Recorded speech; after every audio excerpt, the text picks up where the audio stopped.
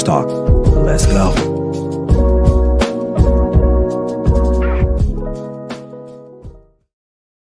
What's up, everyone? How you guys doing? It's me, your boy Ryan Flowers, aka Clutch Sports Talk, and welcome to another edition of NFL Matchups. I'm your host, Ryan Flowers, and it's NFC AFC Championship weekend ahead of us. But before we talk about those matchups and those exciting games ahead of us, let's talk about Buffalo Bills quarterback Josh Allen and the future of this team, and how do we look at him now? Like, does our view change on him? I know a lot of people have been slamming him in the media and on social media.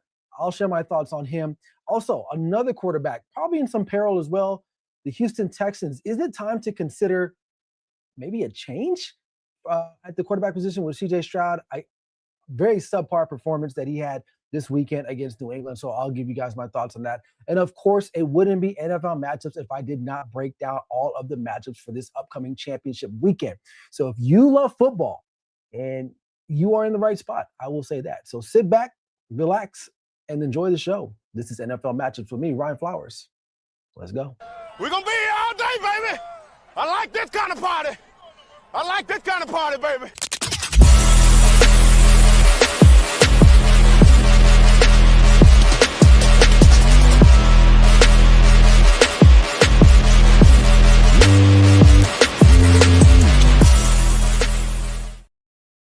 All right, welcome back in, man. Hope you guys are doing all right, man. On this fine Tuesday afternoon or evening, wherever you are listening, thanks for tuning in. Again, my name is Ryan Flowers, aka Clutch Sports Talk, and this is my show that I do every week on Tuesdays called NFL Matchups. And like I said at the top of the show, we'll be talking about Josh Allen and CJ Stroud, and I'm probably going to get in some coaching changes here that just took place. Robert Saleh took a job today, which I'm very surprised he took. I'll probably shed some light on that too. John Harbaugh, Mike Tomlin, the whole gambit of it all. But before we move forward, man, if you haven't already, subscribe to the YouTube channel. You see it there below, Clutch Sports Talk Podcast, as well as find me on the Grid Network and my other social media platforms that you see down there below. And if you're watching live on TikTok, I appreciate you guys for hopping in, man. Drop a comment, drop a like, and share the stream if you guys don't mind.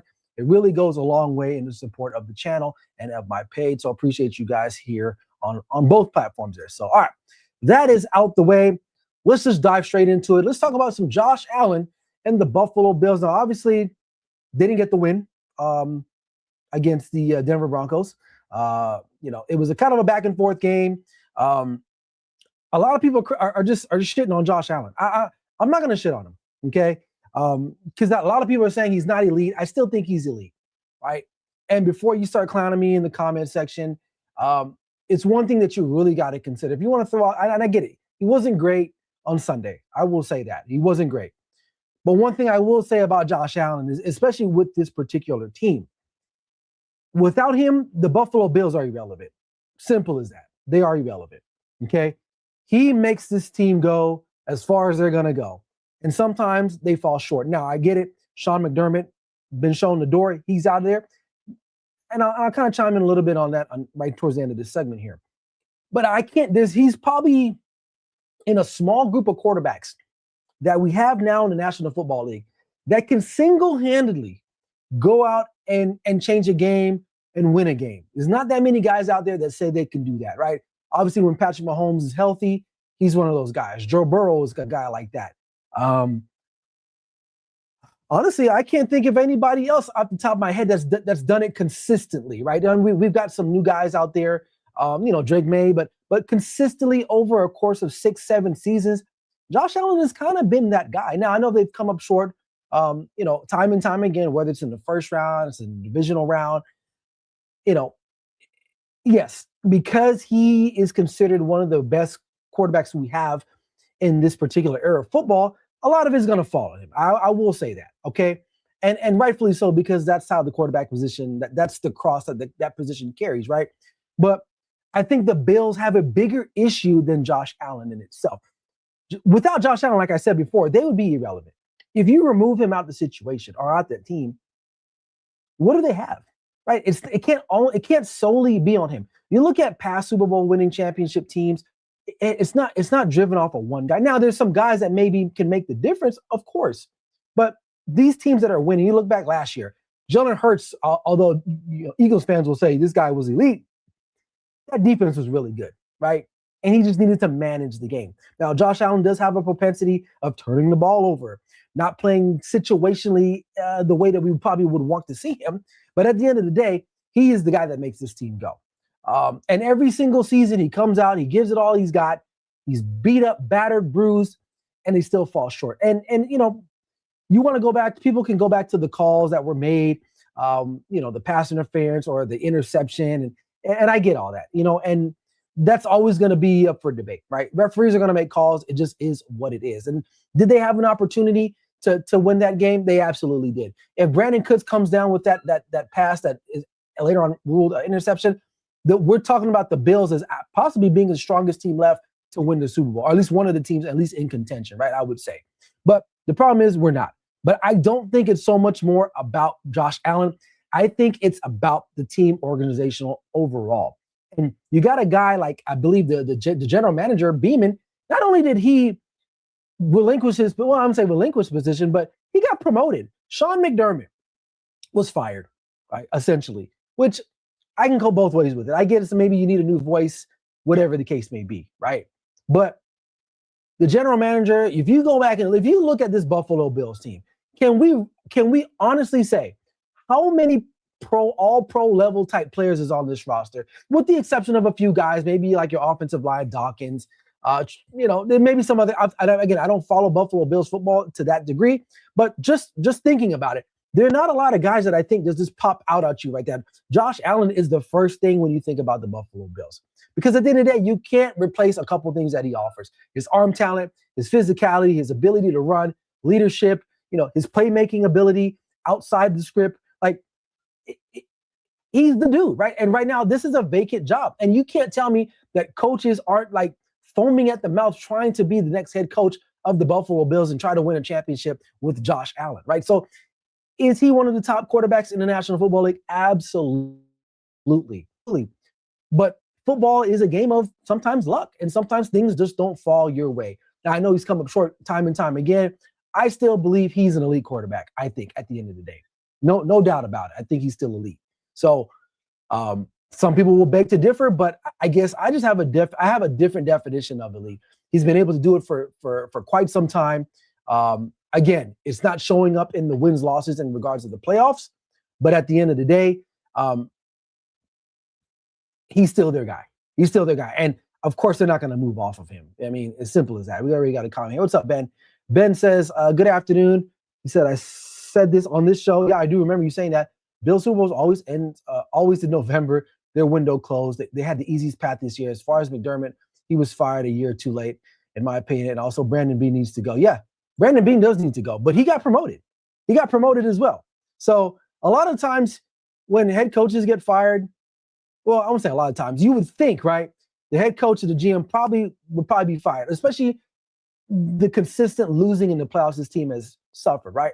But the thing about it is that the GM probably knows, what's the best way of saying it?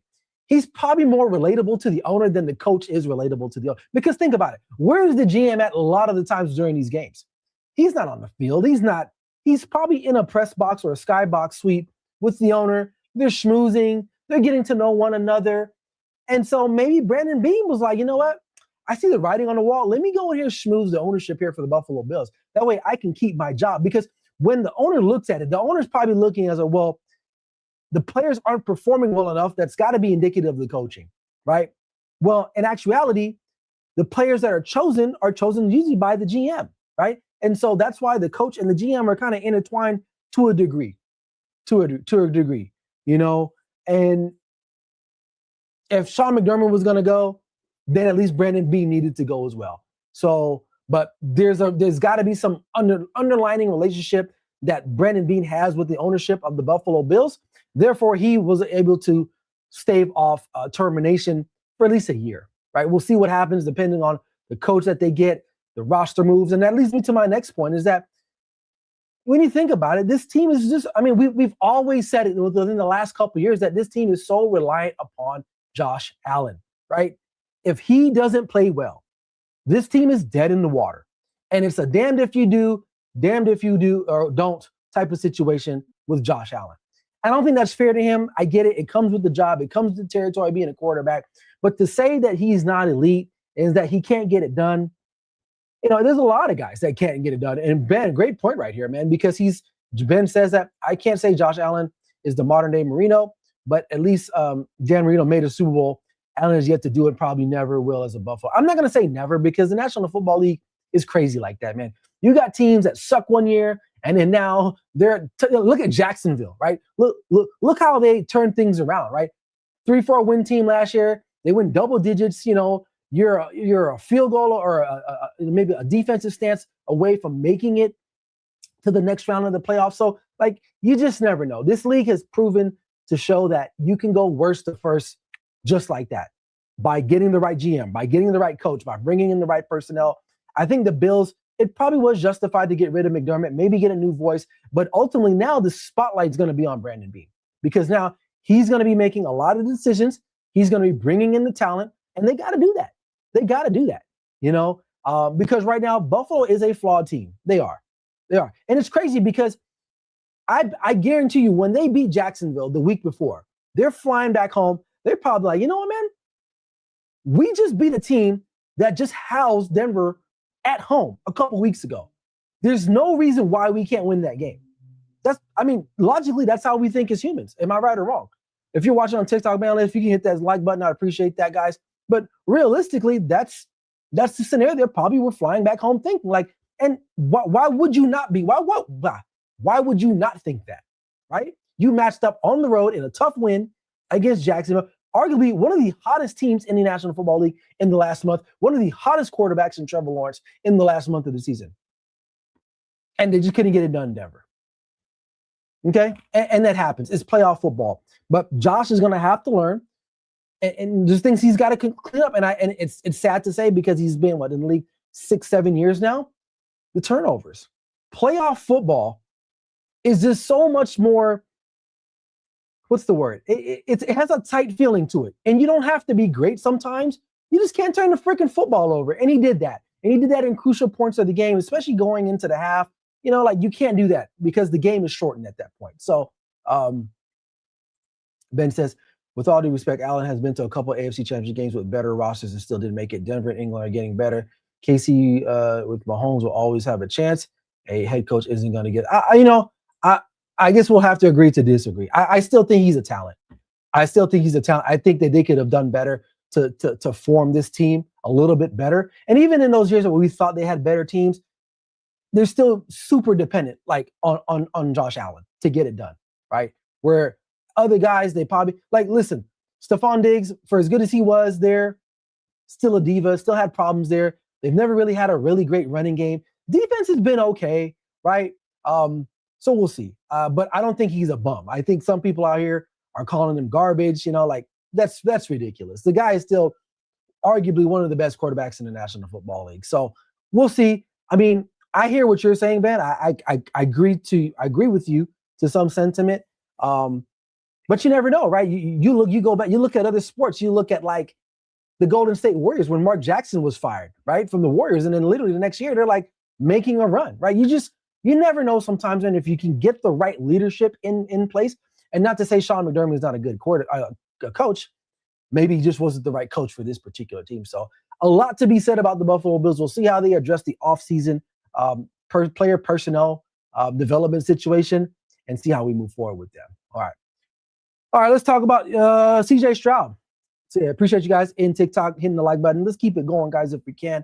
CJ Stroud, man, what the freak happened to this guy? We all saw the game. I'm not going to really break down that game, but I'll say this. That was for how bad he played, and the fact that they still probably could have won that game says a lot about the Houston Texans defense as a whole. At no point, even though the game was close, I didn't think they were going to win the game just because CJ just couldn't play football. It's like he forgot how to play football all of a sudden. And do I think they have a problem in Houston? I will say, yeah, to an extent. I think he's going to have to play better, right? And when he was hurt this year, and Davis Mills came in and won 3 or 4 games, it kind of showed that the team isn't built around him. It's kind of built around the defense in itself. And that I'm going to say just anybody can go in there, but I mean, to be fair, CJ Stroud, when he was drafted, a couple things that stood out to me, right? I mean, number one, his accuracy was good. Accuracy was good. He had really good pocket pressure at one point when his first rookie year. He had really good poise, and his playmaking ability. Second year, you can start to see it go down. This year, he missed some time, and then you got what you got. Was it Saturday or Sunday? Like, it was like, damn, like this fool had never played football before. The things that he was trying to do, forcing the ball when he probably should just take the sack, right? I get it. You're down Nico Collins. I know Dalton Schultz goes down, so it's cold. I get all that. But like I just said a couple minutes ago, your defense is so good that you didn't need to just go out and win the game, right? You just needed to maintain and manage the football game. And he didn't do that. He was terrible. 7 turnovers in 2 games? And I know a lot of people were watching that Pittsburgh game the week before and was like, oh, wow. But I'm watching that through a lens. It's like, yeah, they got away with that because the Steelers just weren't that good. Simple as that. And he still had like 2 or 3 turnovers against the Steelers, right? So this team is definitely built around the defense. There's no doubt about that. And it is sad that we won't get a chance to see them play any further the rest of the year because of how elite that defense is. And CJ Stroud is going to have to go back into the lab. He's going to have to humble himself a little bit, right? But I just saw a clip of him after his rookie year. He's saying, like, he's one of the top best 5 quarterbacks in the National Football League. Like, he said that after his rookie year, So, we got a comment. Want to talk about Sports Talk Houston, what happened to that D in Foxborough, right? So, and the Patriots, again, that was a great, they did what they were supposed to do. They took advantage of what CJ Stroud was doing or helping them out, right? But again, that game was still relatively close. Did I feel like the Patriots were going to lose that game? No, absolutely not. Because CJ was just horrible. He was just horrible. Now, it's not all on him again, kind of like with Buffalo. You have to set up your guy for success. The Texans literally did nothing in the offseason to help out their offensive line issues. They just didn't, okay? They probably need to go out and get another wide receiver of some sorts, right? Because if you pair, let's just say A.J. Brown for whatever reason, hypothetically. Let's say you get an A.J. Brown, Nico Collins, the Higgins kid they drafted, Dalton Schultz. The running game was pretty decent. Whitney Marks started to, find his gear later in the season. So, like, that's a formidable team. And then you pair them with that defense, it's I mean, listen, I like the Patriots, obviously, this weekend. We'll talk about that game. But that Texas defense got some dudes on there, man. So guys like Will Anderson, Danielle Hunter, Petrie, Stingley, they got dudes. What's the other guy's name? Al Shahir, right? Like, they got guys, and they kept that game relatively close. The Patriots just couldn't slam the door all the way until like the very end. But again, it comes back to quarterback play, not turning the ball over. And he just did that too much. Now, do I think they need to move off of him? No, I don't see that's not necessarily. But next year is going to be a big year for CJ Stroud because, if I'm not mistaken, correct me if I'm wrong in the chat here. I think he still is on like a rookie deal, if I'm not mistaken. I don't think he's got an extension yet. But there's going to be some decisions that need to be made about him because this defense is so good. You're going to have to start paying guys on that side of the ball at some point. And a lot of times you start paying the quarterback, you start losing money. You won't be able to keep a Danielle Hunter, a Petrie, right? Those types of guys. They're going to move on because they're going to go get paid somewhere else. So I'm not saying that Davis Miles or Mills, whatever his damn name is the answer, because he's not. He's a good backup. But CJ Stroud is going to have to prove to not only his team, but the rest of the league that he's still a really good quarterback. Now, so we'll have to wait and see. But Ben says, by the way, the Texans better pay Will Anderson. He's a rare breed defensive end. Him. I mean, yeah. I mean, not enough is said about Will Anderson, So, hey, what's up, Brandon Don? Yes, I am a Dallas fan. Yeah, appreciate you, man. Yeah, but listen, I'm not like your typical Cowboys fan. I am very objective about the Cowboys. So if you ever listen to me talk, I'm not this Cowboys fan that's just going to be like, oh, yeah, we're going to win the Super Bowl every year. Like, I know there's some deficiencies. But back to Will Anderson. Did you see what he was doing to what was that kid's name at LSU? Campbell? I mean, he made, I think his name is Will Campbell. Is it Will Campbell? Let me know. I know his last name is Campbell. He made Campbell look like he's never played tackle in the football, ever. Right? Appreciate the follow, man. Thanks a lot. So this team, now I will say this. I'm not a big fan of like defensive coaches and young quarterbacks. It's not my thing. I'm not a big fan of that. I will give DeMeco Ryans credit. He has a good team. He has a good squad. But I feel like young quarterbacks need an offensive mind to continue to mature them. And I think as the years go on, maybe CJ Stroud might regress. That's my hypothesis. That's my hypothesis. I don't think he'll get any better than what he is right now. I could be wrong. And maybe a year from now, we'll be talking about maybe the Texans competing in the Super Bowl. We'll see. Long time away. What up, Corey? What's up, man? Hope you're doing all right, bro.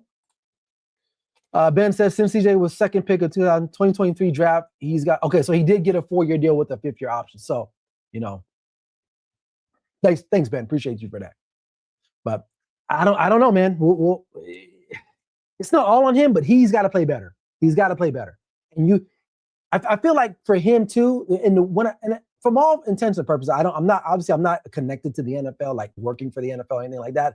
But for all intents and purposes, he seems like a very, very good guy.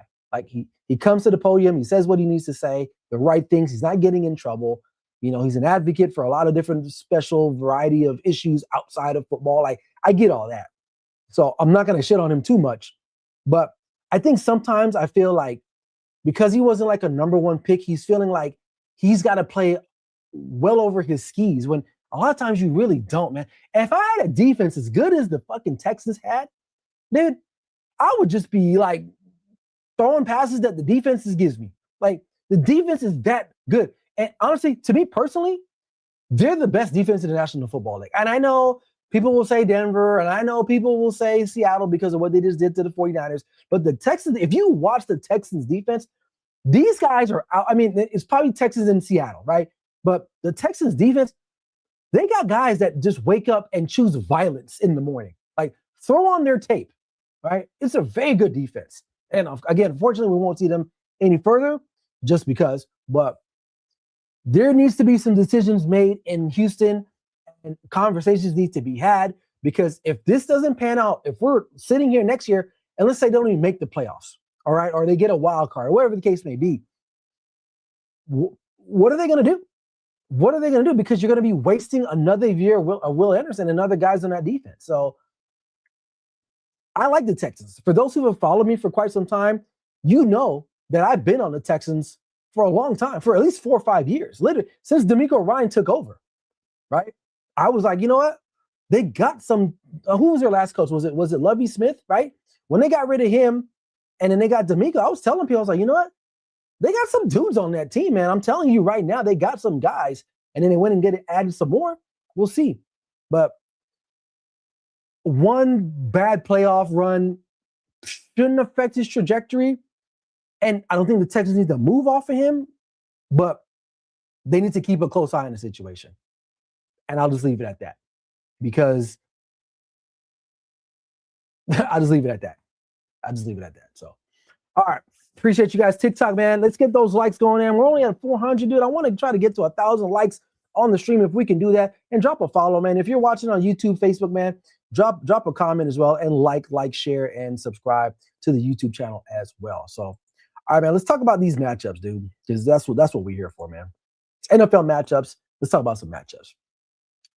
People on TikTok, you guys can't see this, but I got the games on my screen here. Anyway, all right. So first matchup of the day, we got New England Patriots on the road taking on the Denver Broncos. I mean, storylines like that. I appreciate Elijah. Appreciate you, man. Storylines is pretty simple. Bo Nick's out. I mean, damn, what a tough break, right? Patriots, good solid win. Drake May playing pretty good. That their running game is hitting all sudden. Why? New England Patriots got some receivers, man. That Kayshon Boutte, what a Boutte guy. I mean, I was on him last year, and I actually liked him at LSU. He's a very good player at LSU. He goes to New England, we kind of forget about him, and the guy's just catching everything, man. I mean, he's one-handed, diving in the end zone, making plays. Stephon Diggs, like, he looks reinvigorated, when he's not choking out people. So great team. Great team.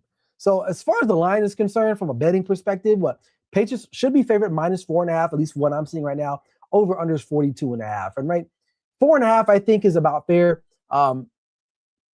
Keys to victory for this particular team, for the New England Patriots, is simple. Control the line of scrimmage. This is a good defense you're playing. Not as strong of a defense as people think they are. They once were, but they've been had a couple times, right? They're going to have to limit turnovers. Drake May, you can't put the ball on the floor. He's been doing that a little bit here. All right, you got to keep the ball in your possession at once. You can't give Jason Stidham and the Denver Broncos extra possessions, right? You can't do that. Obviously, they're going to have to exploit the quarterback matchup. Drake May, by far, is the better quarterback in this situation, so they should win that. And then situationally, Mike Vrabel, out of all the coaches that you have in the National Football League, and he's one of the best, situational awareness, situational football, Mike Vrabel is one of the best. And I think if it comes down to a situation where a decision needs to be made, he'll more than likely not make the right decision, okay? So those are the keys to the victory for them. Now, as far as the Broncos are concerned, you're going to have to lean heavily into the defense. You're going to have to steal extra possessions from the New England Patriots. So you better hope Drake May throws you a ball, puts it on the carpet or on the ground, and you get it. Because although Jason Stidham is a backup, listen, for those who don't really know, backups don't get a lot of snaps in practice. They just don't. Like, when was the last time Jason Stidham, I said Statham almost, Jason Stidham played meaningful football? Like, legitimately, meaningful football. Probably his last start. And I don't even think he started with the Broncos, right? But still, right? So your defense is going to have to steal the ball away or get some takeaways from them. A run game is going to have to be very, very, very, very, very critical for them. You got to get Harvey going, because if you can, couple things here. You get the takeaways, you run the football, you bleed out the clock, you limit their opportunities to score the football, right? And you control the balance, you control the line of scrimmage, right? So that's going to be very, very key. I mean, listen, home field advantage, you got to take advantage of that, right? Denver, one of the most raucous places you can play in, outside of like Seattle, Kansas City, I think Minnesota, New Orleans, like those places get loud. Like Denver not only has an environmental advantage, you're up above, you're above sea level, right? The place gets loud. It gets loud in there. Stidham gonna surprise everyone next year. He's gonna be QB1 somewhere else. I remember when Stidham was a free agent, a lot of people were like, "Oh, he should probably stay with the Raiders, right?" And he split to go to Denver. And we're like, "Why?" So we'll see how he works out. But then, and finally, for Denver, explosive plays. Although you don't have your QB1 in there, and I will give Bo Nix credit.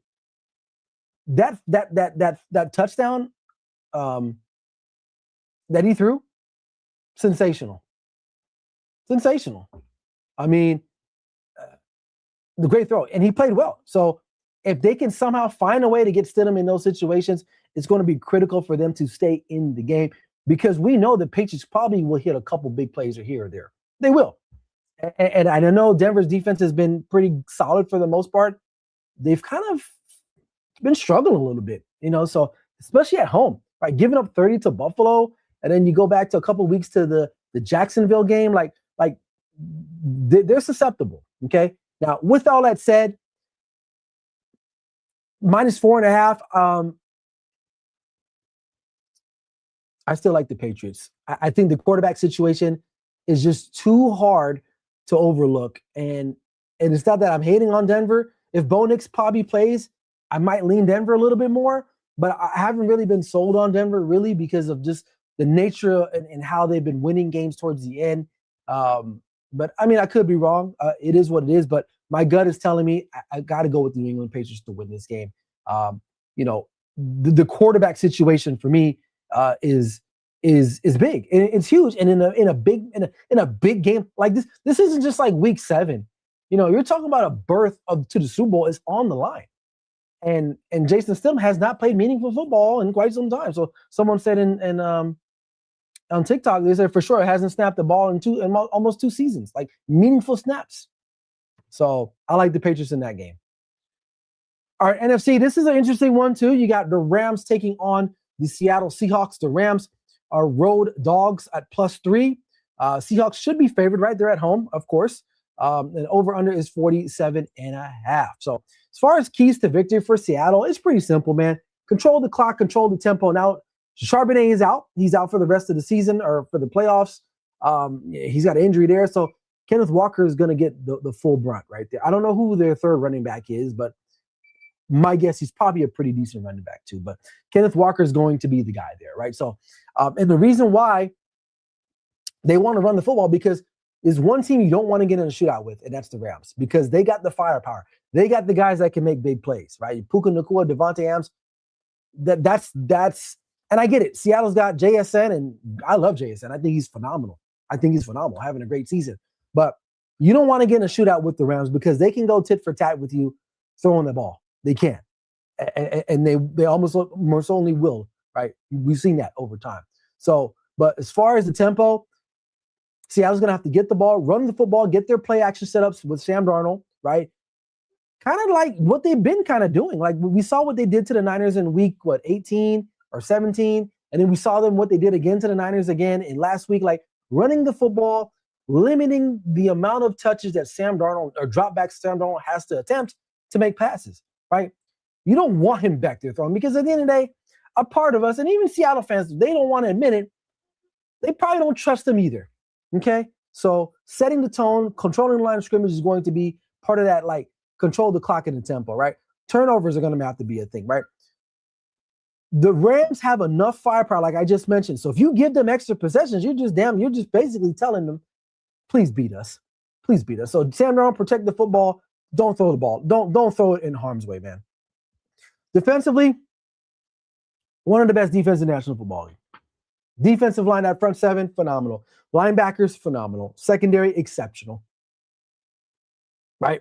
And if there's one defense that can stop a high-flying, high-powered, explosive play offense, is going to be Seattle. They got guys that can cover Puka. They got guys that can cover Devontae. That's why this game is going to be so interesting. Because of all the talent on the field, man, like who is going to break at the end of the day, right? And like Denver, Seattle got to take advantage of the home field, right? Again, one of the loudest, if not the loudest stadium in the National Football League. 12th man, when they get that flag raising up, it's legit. And so that's something that they're going to have to consider and use that rhythm to disrupt the offensive threat of the Rams, especially when their defense is on the field and the Rams offense is out there, right? Make it so hard that Matthew Stafford can't even hear the damn play coming through his headset. So that's your keys to victory. Rams, it's pretty simple, man. Get the ball out of Stafford's hands fast as hell. He cannot be back there holding it, padding it, because Leonard Williams, DeMarcus Lawrence, one of these guys is going to get to him, okay? They're going to get to him. Also, Rams, run the football. Kyron Williams, Blake Corum, run the football. Stop the run and run the football themselves. So from a defensive perspective, you got to find a way to slow down Kenneth Walker. Now, you're lucky Zach Charbonnet is out, and maybe his replacement isn't as good or comparable. So that's kind of like, okay, I can work with that. So Rams got to stop the run. If you cannot stop the run, then they're going to be in trouble because then you saw what they're doing to the Niners. They're just gashing them. Now, I think the Rams defense is obviously better than the Niners defense at this point, right? They still got their guys. Now, their secondary is pretty suspect, I would say. Guys like Forbes, and not a big fan. Not a big fan. So, but then as far as them running the football, that's going to be key. And they got it. They can do it. The Rams, this is what's so unique about the Rams, right? A lot of people think, too, they're just this, like, explosive, big play kind of offense. No, like, they can beat you outside. They can beat you inside. They have the means to do it. They have a pretty big offensive line, right?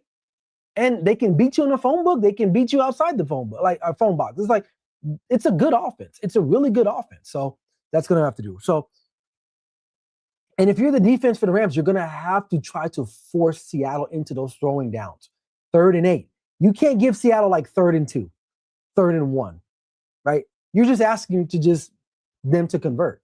So if you can stop the run on 1st down, limit them, force Sam Darnold to about 3rd and long, then you have a chance. Now they're going to hit some plays. I mean, this is a good team. They're going to hit plays. but you got to try to find a way to limit them. This is all obvious stuff. Okay, what's your point there, Lewis? So, and as far as moving on with the Rams turnover battles, I mean, like that's any game, right? If whoever loses the turnover margin usually loses the game, right? It's very rare that teams that turn the ball 5 times a game win the football game. It's very rare. So whoever loses that margin probably more likely going to lose this game because that's how tight it is. And also, I think the spread should probably be closer than what it is. What did I say? -3. This should probably be 1.5 because I still think that although the Rams haven't been really been playing great football over the last couple weeks, they're like a wounded animal. And if Sean McVay gets it going, Matthew Stafford can stay upright, then this team definitely has the offense to stay in this game. And I know Seattle's defense has been really good, in particularly at home.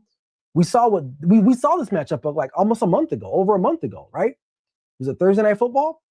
That was a good game. And Seattle was taking it to the Rams, and then the Rams turned it on and was like, damn, we could actually play football, and got back in that game. Now, ultimately, they lost, but that was a really good game. So, but yeah, like Louis said, this is obvious stuff, but it is what it is. I mean, you turn on any reviewing or any channel network, they're going to be talking about the same stuff, honestly, at the end of the day. So, but those are my keys to victory. That's what I think is going to happen. Now, who I think is going to win the game? From the longest I've been on the Rams, and I'm not going to back off them, right? I like the Rams. I think it's going to be a Rams-Patriots Super Bowl. I think the Rams are going to go in there. I think they're going to make a little bit more bigger plays. I think this game is going to come down to the last team that has the ball. Honestly, that's what I think it's going to happen. I think if the LA Rams have the ball last, they're going to find a way to scheme it and win the game. But I think this is going to be the over-under, 47.5. I'm willing to bet this is going to be an over. Because at the end of the day, high-powered offenses usually kind of sometimes beat out defenses, and that's my opinion. That's my opinion. So, but I like the Rams to win the game. So I got Patriots, I got Rams in the Super Bowl to play in Levi. And listen, that'll be a great Super Bowl, I think.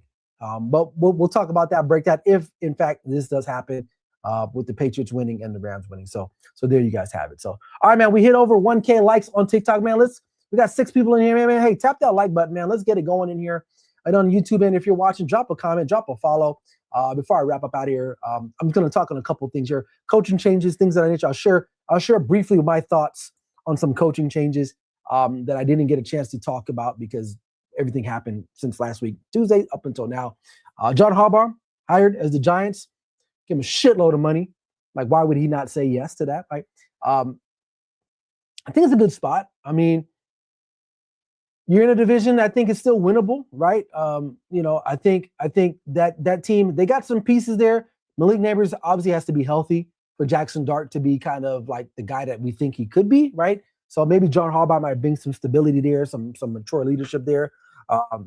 Isaac King says Mendoza gonna be the next Andrew Luck. Poor guy. Well, I guess it's a gift and a curse because Andrew Luck had a really good career up until he retired. Obviously, he got sacked a lot. Same thing with Burrow. We'll see how that goes. But back to Harbaugh, I think it's a good thing. I think out of everybody in that situation who needs to be on alert is Joe Shane. Because he's still the GM, but Harbaugh has final say on player personnel, which is weird to me. So Joe Shane is probably just glad that he has a job still.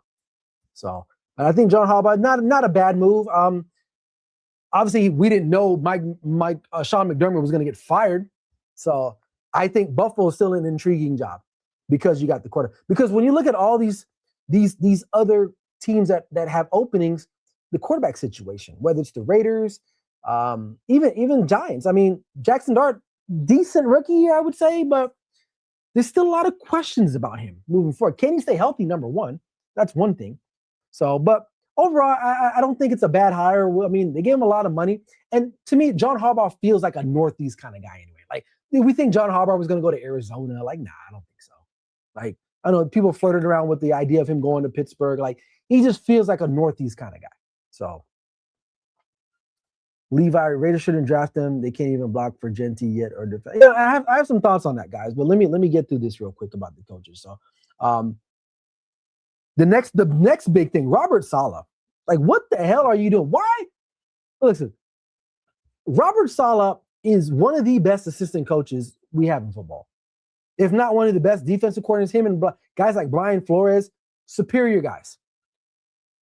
And when I got the news that he was signing to go over to be the head coach of the Titans, I'm like, did you not pick up a newspaper and see that the Buffalo Bills job was available? Like how much money did they throw at you, my guy? And let's be real, he's made a lot of money. He was a head coach for the Giants.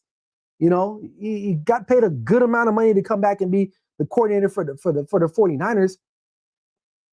But when you look at Tennessee, like, and if you're a Tennessee fan, I'm not trying to diss you guys or anything like that, but let's be real. Like, that's not a talented roster.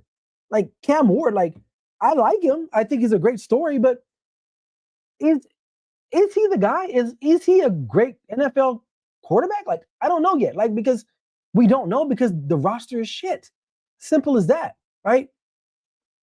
And you're going to go there in a division with the Texans, in a division, you know, and the Texans got their shit together. Outside of CJ Stroud playing like straight ass in the playoffs, we talked about that defense earlier in the show. Jacksonville, what they did with Liam Cohen in one season. You don't think they're going to get any better, right?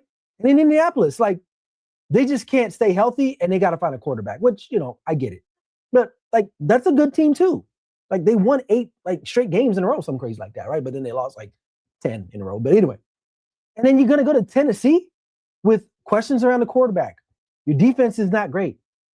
You have no offensive threats.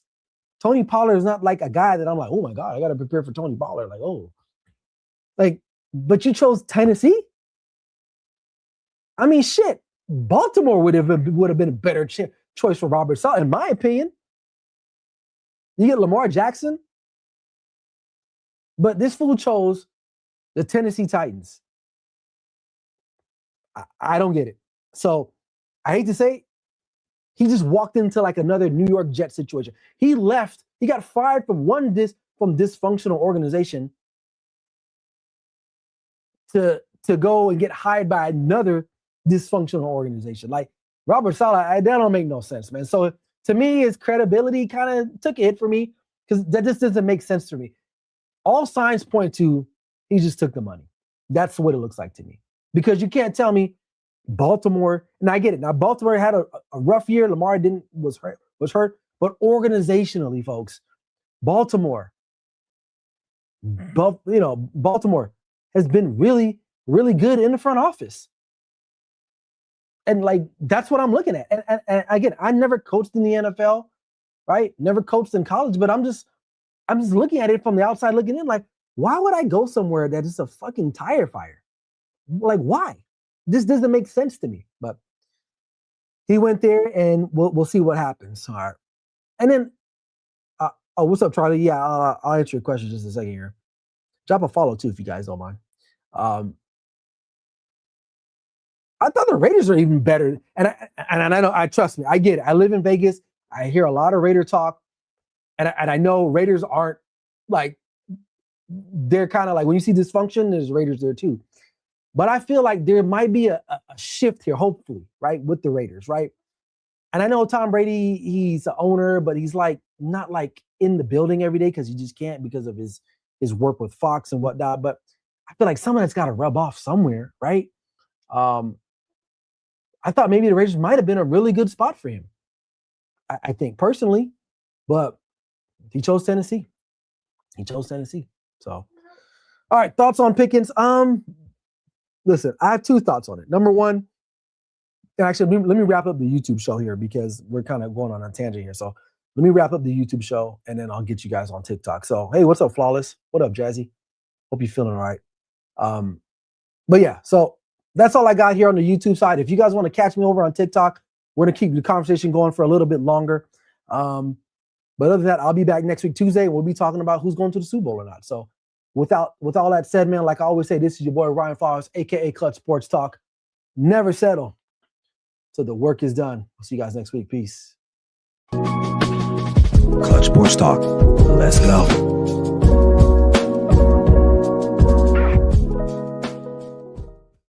What's up, Degenerate?